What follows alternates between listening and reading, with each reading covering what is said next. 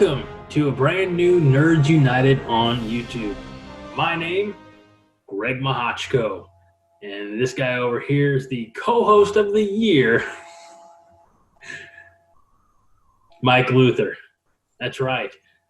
T-shirts no longer available because we didn't sell enough to really warrant me having to pay taxes on them. And I did. I had to pay taxes on every shirt that we sold. Not worth it. No. So, hey, if you have your shirt already, you got a limited edition shirt. That's right. I have, I've got this Nerds United shirt. You remember the beers, which, by the way, we'll bring up again here in a minute, the Would Drink Again.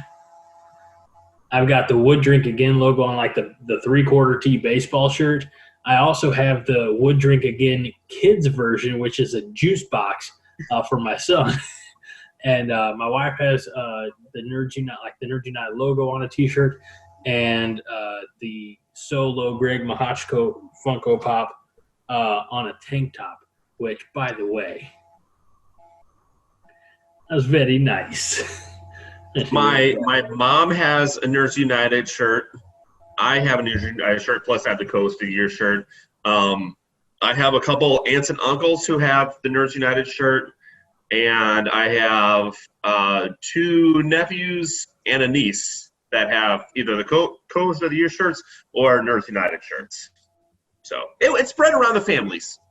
We just want to say thank you sincerely to everybody who participated and helped out the show. To be honest with you, after taxes, we didn't make any money on it. But we had fun. And if it gets Nerds United or Jittery Monkey brand out there a little bit more, that's fantastic. But you know what, Mike? While we're talking about beverages and would we not drink them again, I would, and I have partook of this particular beverage. It's from Second Shift Brewing, and I think I've talked about this one on the show before. Have I? I don't think so. It's out of St. Louis, Technical Ecstasy. As you can see, that it is a Czech-style Pilsner. And it is fantastic. I could go into more detail. I'm not going to, because this isn't a beer show, although sometimes it really feels like it has been. It's cool and crisp and refreshing. 11 o'clock on a Friday night. Mike, we are way off of our schedule. You want to tell the good folks why? Yes, actually, I was just going to say, this is actually, yes, it's late, but I feel good because normally what we do on Friday nights is 8:30-ish, 9-ish, it depends, we'll start the YouTube video. And we'll do let's say a 20-minute YouTube video, and then we'll get on the podcast and we'll do an hour podcast. It's thrown off now because, first of all, at 8:30, we weren't on YouTube. We weren't on our own podcast. We were on at 6s and 7s, which you should definitely check out. I don't know when this is airing. This is airing tomorrow. I don't know when our episode of at 6s and 7s is airing. Probably soon. But it was awesome. I can't give away any spoilers, but it was amazing. I want to be on there again. Are we able to say the format of the show so that people? Yeah, I think so. Yeah. It's a game show, and it's hosted by good friends of the show, Bradley D, and Jeremy is the kind of producer of it and the sound technician, which means he's grossly underpaid. But all the money in a show like that goes to the talent. So, but they're friends of ours from the Deuce podcast, and of course Bradley D also has the ABC D-Bags. So this is it's a game show, and what they do is they take podcasts that have a couple of hosts like us, and we're pitted against one another in combat. But go ahead, Mike. No, I was going to say, so, and I wanted to mention this to Bradley D, but I didn't get to it. I didn't think about it. I learned of Bradley D from you talking about ABCD bags. So, of course, I started listening to ABCD bags. I thought it was hilarious. And then we became friends on Facebook. But, Facebook friends, I have a lot of people on Facebook that I rarely talk to. So this was the first time I actually got to, talk, as much as we did talk before the podcast, talk to Bradley D. And dude's amazing. I mean, I knew he was going to be. He's amazing. And part of it, I loved being on the show. And I told him before, I said, man, I'm so nervous about this. And he was just kind of put me at ease and be no need to be nervous, just be yourself and everything. And it was fucking smooth. Excuse my language.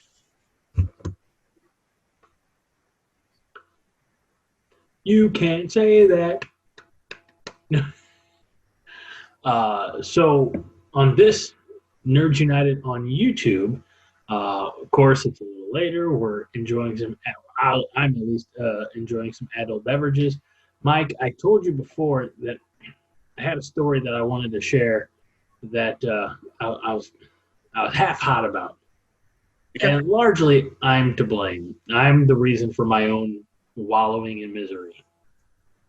Would you like to hear the story, Mike? Continue on, sir. As you know, I have been attempting to, write a graphic novel for going on 3 years now. And I'm no further today than I was 6 months ago, or maybe even 10 months ago. But I had all of my notes. As I would think of something to include in the story, I would, put it in a note and put it in this little device right here, which worked out great until about a month ago, 3 weeks, whatever, when my phone crashed at a Saturday night at 11 o'clock at night. And I had to do, I tried to restore it or fix it, whatever the problem was. And instead I had to do an entire restore, factory settings. The only thing, surprisingly, I didn't lose was my contacts and my phone message history. I'll tell you, I lost, and I don't think I talked about this before, but I lost all my text messages, which were, years of conversation with my wife that would have pictures, videos of our son that I didn't save because I'm a moron. But the one that hurt the most, and I told this to my wife, was I had a friend of mine who passed back in May of 2014. He's a guy who was our age. You would have really liked him, Mike. But, I knew him since fourth grade. And so the very oldest texts in that phone were our last conversation. And I'm not going to lie, when I was realizing that and then expressing it to my wife, I got a little emotional like I am kind of now. But, much, less tragic or things like that than that is I lost all these notes. Now, the good news is my brain is so scattered around, but somehow it manages to retain all this shit notes that I've, because I've written them down. And as I say, you hear it, it's great, you write it down. That's another way to retain that information. So somewhere in here is all the stuff that I've been meaning to put on paper. But again, the biggest, where I fault myself the most is the fact that I've had this story rolling around there for almost 3 years and it's still rolling around there. And I don't know, my frustration is I don't know how to take that next step and get it on paper in a way that makes sense, that would tell a good story. So this is when you're telling the story, I'm kind of thinking this. Number one, that's really sad about the text messages, because I can totally understand that. But I'm trying to put a positive spin on the story, at least, not the text message, on the story at least. I would maybe think of it as a way of, this is, not to sound religious, but this is a higher power being hey, you know what? Wipe that clean. Let's not do a different story, but now we're going to come up with different ideas. We're going to come up with better, whatever you remember in your head, yes.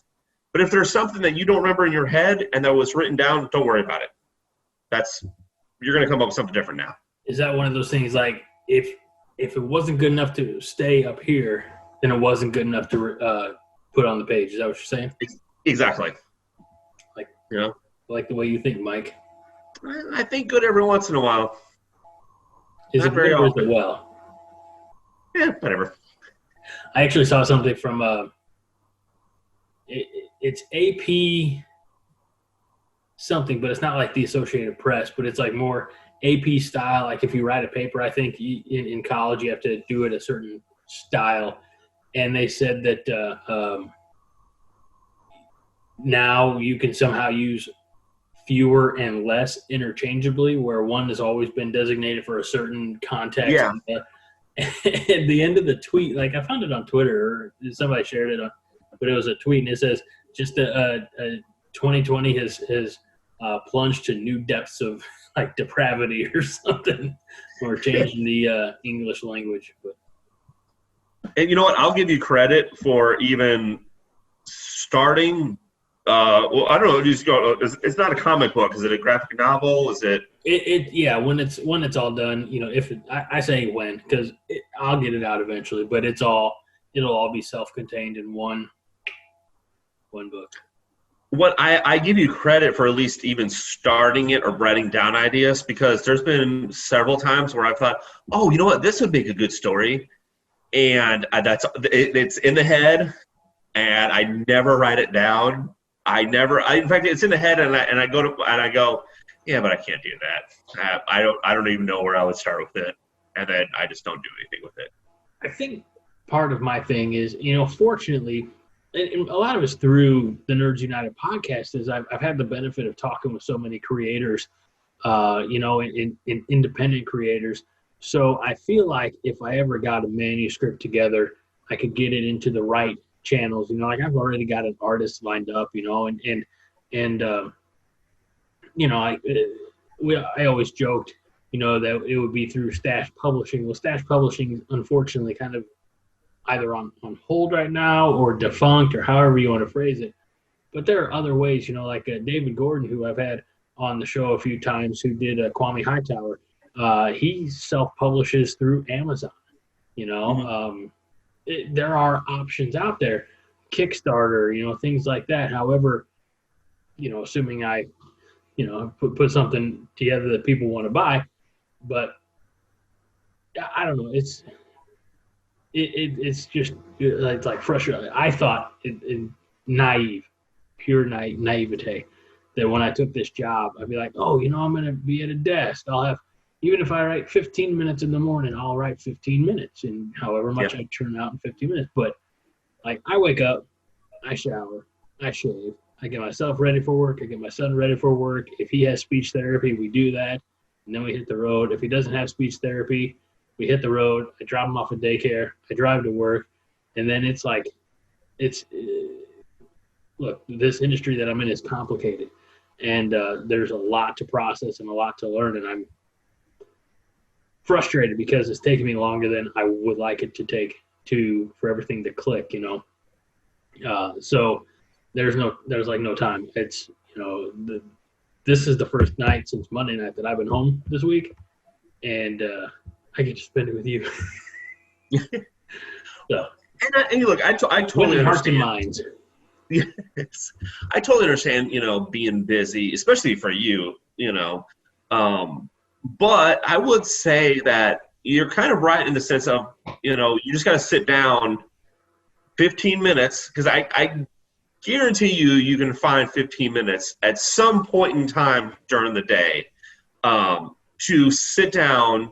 And now it might be 15 minutes after everybody's gone to bed and maybe you're tired, but give yourself 15 minutes, and maybe during those 15 minutes you have nothing. Because I think that's, for me, and I'm putting myself in that case. For me, that this would be the case. If I don't have anything in my head, I wouldn't want to sit down. But really, you should sit down and just go, okay, here's the timer of 15 minutes. What do I have? Type, blah, blah, blah. This sucks, blah, blah, blah. This sucks, blah, blah. Oh, wait, I kind of have something here. Okay, but you might write 10 lines and 9 of them suck. But still, eventually you'll get in the process of, the next time you 15 minutes, now you have 5 lines that are good, or whatever it is.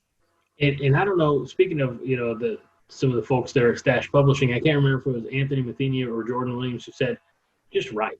Like, the first million words that you write are going to suck anyway, so just write them. And I'm like, I don't, and I keep going back to this, and as we talked about on the podcast, and as we mentioned briefly last video with John Garrett, and we'll talk about it again here real quick, is the Mahachko family is going to be growing in spring of 2020. So like I feel like I've got one shot. I'm like B Rabbit. I got you got one shot, one opportunity to get this done, and if it sucks, it sucks. But if it's done, I don't. No, you're right. Well, you're kind of right. Yeah, you got one shot, but I feel like my future is not going to present a lot of time to like sit down and do rewrites. You know what I mean? Which is crazy because busy people are authors too.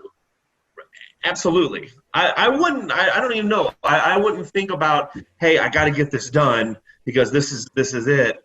No, just like if you really like the story that's in your head and you really believe that people should read this and they would enjoy it, then just enjoy the writing process. Mm-hmm. Just sit down. Hey, this is a cool story. And are you going to have to rewrite it? Probably, but who cares? You enjoy the journey along the way.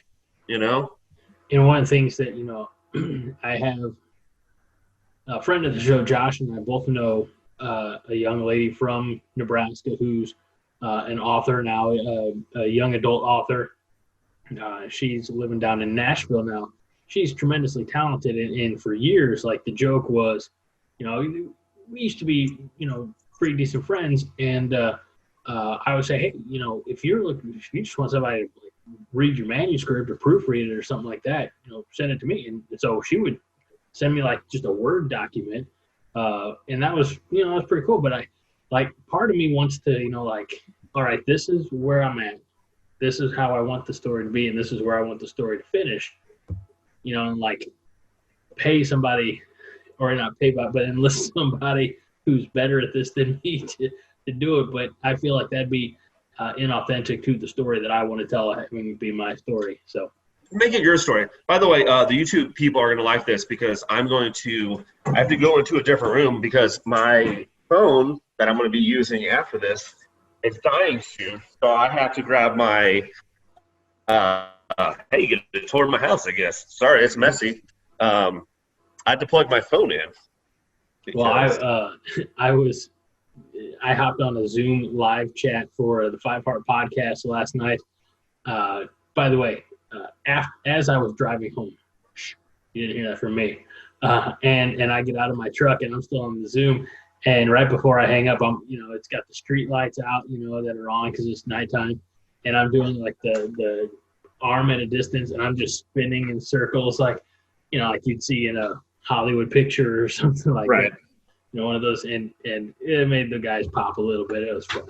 I gave everybody else motion sickness, but I had fun with it.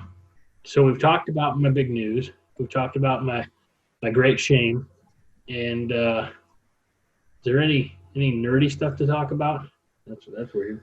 I mean, we talked about The Boys already. You know what? I don't think we've talked about this at all. You know what I watched a few weeks ago? What? Dark Phoenix. Oh, okay.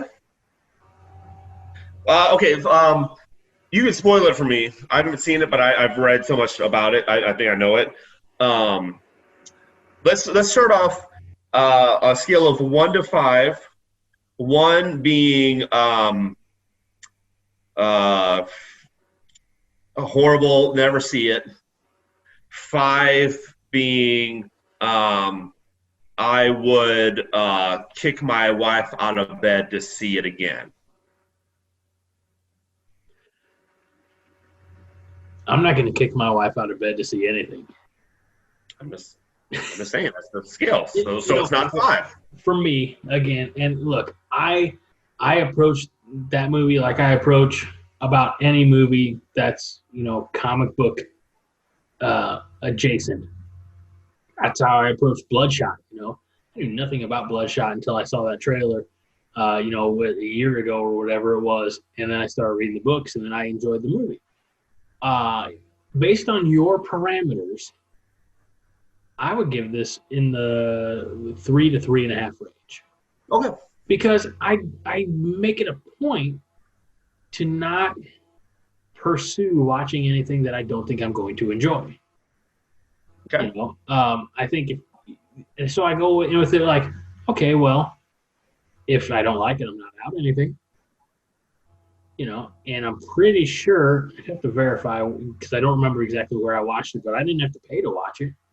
You know, Okay. so I'm like, okay, well, I'm not out anything. And it was a couple hours of. I liked in this version of Dark Phoenix. Like, look, the biggest issue with Jean Grey, and maybe this is in the comics, I don't know, but the biggest issue is like they're always trying to like control her. You know, they did it in the first X-Men trilogy, and they did it again in the new class when Sophie Turner came on. They're always trying to like compartmentalize her, you know, her brain functioning. But what I liked about this movie was there was at least a spatial element that helped the Phoenix, you know, bring her, you know, bring the Phoenix to life inside of her, where you didn't have that in X2, you know, X-Men United or whatever. So again, I didn't hate. I can't say I hated it. I didn't love it, but it was. I gave it a more favorable rating than the rest of the world did, apparently. Yeah. Okay. So I'll tell you what, because you're talking about space and stuff like that. Originally, the ending for Dark Phoenix was supposed to take place in space. That was the original ending. And then they changed it to, spoiler alert, it takes place on a train. Now, maybe that's better, maybe that's worse. I don't know. The other thing I'll say is, and as far as this goes kind of with your review and what you think of it, when I saw X-Men Origins, not Origins, sorry. When I saw X-Men, like the very first X-Men that came out, I wanted to see more, right? I wanted to see, well, what's the continuation of this? When I saw X-Men First Class, I wanted to see the next one. Mm-hmm. You see X-Men Dark Phoenix, do you want to see another one, or do you go, this is fine? I would have loved to have seen something that I hadn't seen before.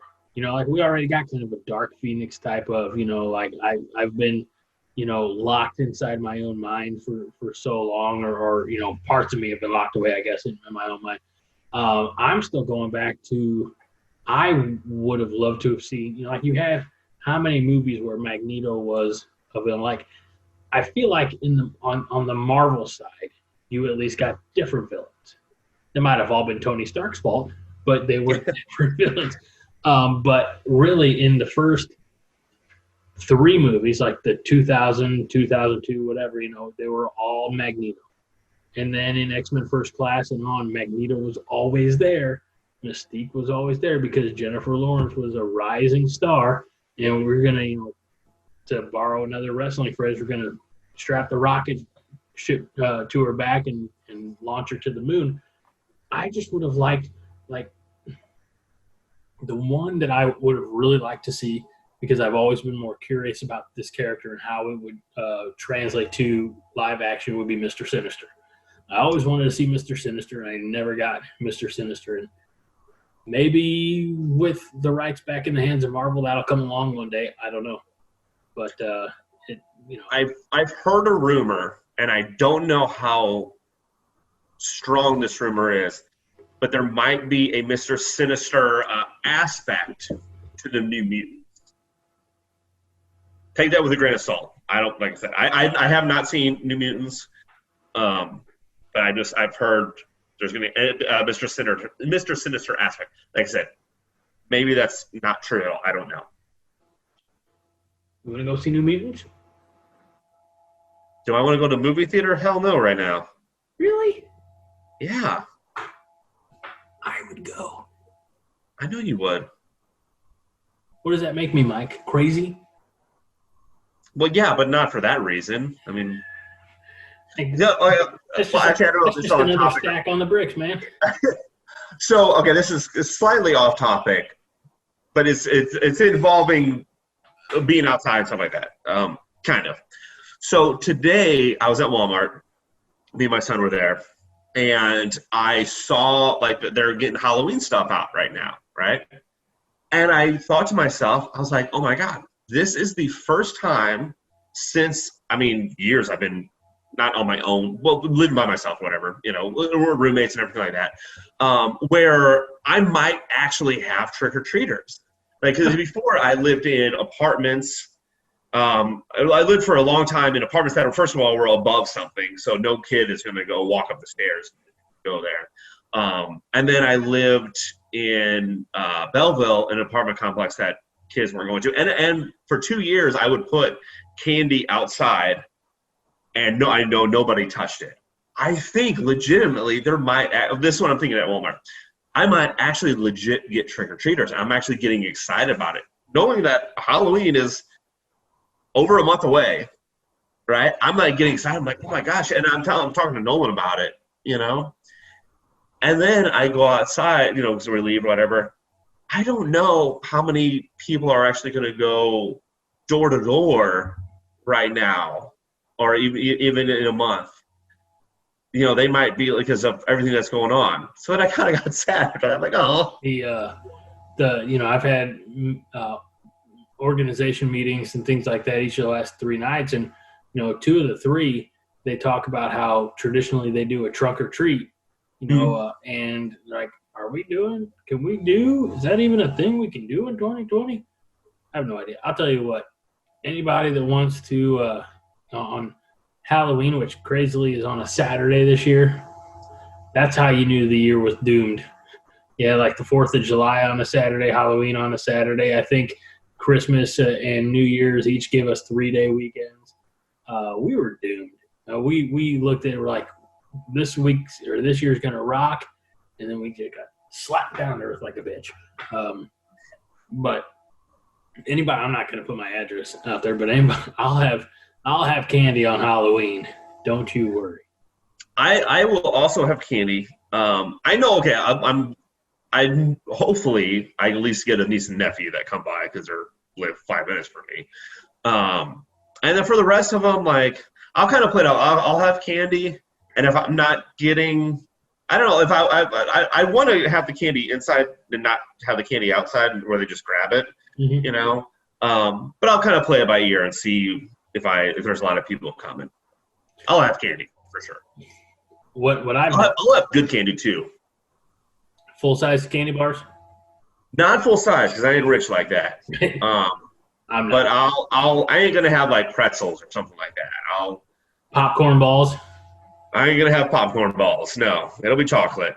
What I did last year was because it was I can't remember if it was. I don't think it was rainy. I think I was just feeling lazy.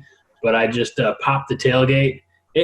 It sounds worse than it was. I popped the tailgate on the van, and so there I am, like sitting on the back of the van and I just opened, I dumped all the candy into like the well, like the cargo section of the van. Right. And I just said, all right, kids, come up, help yourself. And like the parents are there, and parents get the joke, and I say, you know what, free candy in a van probably doesn't sound too good. It'd be funny if you had a sign up that said, Big Greg's free candy. Big Greg's free candy and smiles or something. I don't know. Yeah. So free candy and hugs. None of that. But Mike, I don't know if we have anything else for this particular episode of Nerds United on YouTube. I don't think so either. Thanks for being my hero. Welcome.